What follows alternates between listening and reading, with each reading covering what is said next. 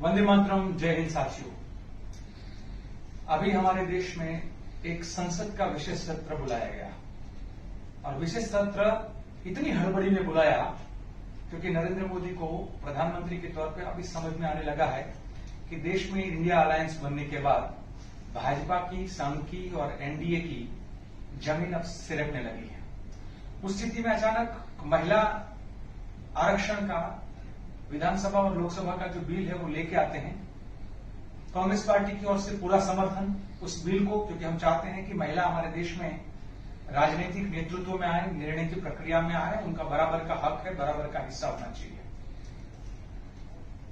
स्वागत करते हैं इस बिल का। राहुल जी ने, सोनिया जी ने, खड़गे जी ने, सभी ने इस बिल के स्वागत के साथ साथ ये भी कहा है कि हम समर्थन करते हैं कि आप महिलाओं का ये जो कितने समय पहले जो कांग्रेस ने बिल रखा था उसको आपने वापस अभी यहां पर लोकसभा और राज्यसभा में रखा। पर सवाल जो है वो ये है कि हमारे देश के अंदर ओबीसी समाज के 50% से ज्यादा लोग हैं और इस बिल के अंदर महिलाओं के, ओबीसी महिलाओं के आरक्षण का किसी भी प्रकार का प्रावधान नहीं है। राहुल जी ने जो मुद्दा उठाया है वो कास्ट सेंसस वाला।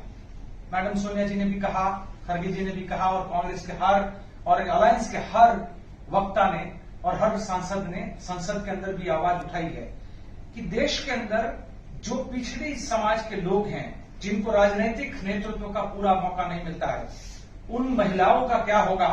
संसद में ये बिल आने से महिला तो आएगी, पर कौन महिला आएगी? क्या वो वही महिलाएं आएंगी जो पहले से ही, जिन परिवारों का इस देश में या समाज में प्रभुत्व है? पिछड़े समाज की महिलाओं का प्रतिनिधित्व उसमें कैसे शामिल होगा, उसके बारे में कुछ जिक्र नहीं है। तो ये पहला मुद्दा है जिसको लेकर।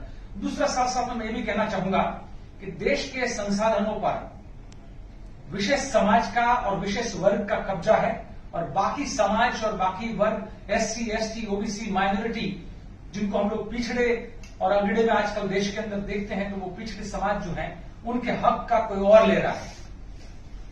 राहुल जी ने एक सही फिगर भी दिया है कि 90 में से सिर्फ 3 ओबीसी समाज के सेक्रेटरी हमारे देश के, जो पूरा का पूरा देश का संचालन कर रहे हैं, वो 90 सेक्रेटरी में से सिर्फ 3 हैं वो ओबीसी समाज से हैं। मैं कई राज्यों का भाजपा और संघी शासन है, वहां को अगर देखते हैं तो पूरी तरह से मालूम चलता है कि सिर्फ और सिर्फ वो ओबीसी समाज और एससी, एसटी और माइनॉरिटी को एक्सक्लूड करके सिर्फ विशेष समाज और विशेष वर्ग के लोगों को ही वहां पे मंत्री या प्रधानमंत्री या मुख्यमंत्री वो बनाते हैं।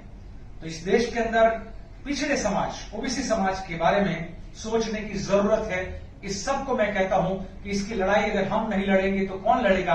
कांग्रेस है जो सभी वर्गों को, सभी समाज को साथ लेकर चलता है। देश की जनता को भी यही आह्वान है कि अब आइए मिलकर लड़ें। ओबीसी समाज की लड़ाई लड़ना बहुत जरूरी है और तभी एससी, एसटी और लघुमती समाज की भी ये लड़ाई हम लड़ पाएंगे। तो चारों समाज मिलकर लड़े, महिलाओं के लिए लड़े, जो पिछड़ा हुआ समाज और पिछड़ा जो वर्ग में जो पीछे हैं उन सब के लिए लड़े। धन्यवाद। जय हिंद साथियों।